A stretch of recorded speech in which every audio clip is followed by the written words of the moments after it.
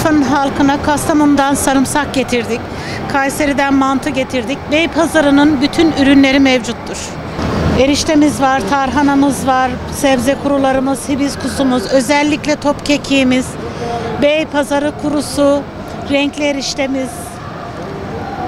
O verimi düşük olduğu için unutulan eski tohumlarımız, ata tohumumuz. Kendinden tohum alarak yetiştiriyorum Konya'da.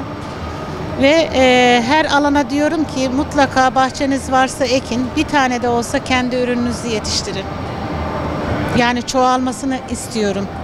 Vitamin değeri yüksek, siyah olduğu için antioksidan içeriyor.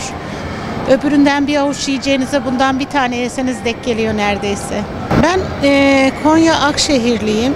Bizim köyümüzde hala bir sıra ekiliyor. Herkes kendi yiyeceğini ekiyor ama şimdi öbür mısırlar tonlarca kaldırıyorlar. Bu 100 kilo, 200 kilo olduğu için çiftçi haliyle bunu ekmeği bırakmış.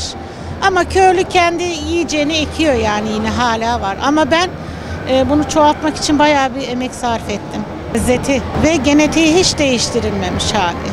Tohum da yapabilir, patlatıp da yiyebilir. Bembeyaz oluyor, bembeyaz oluyor.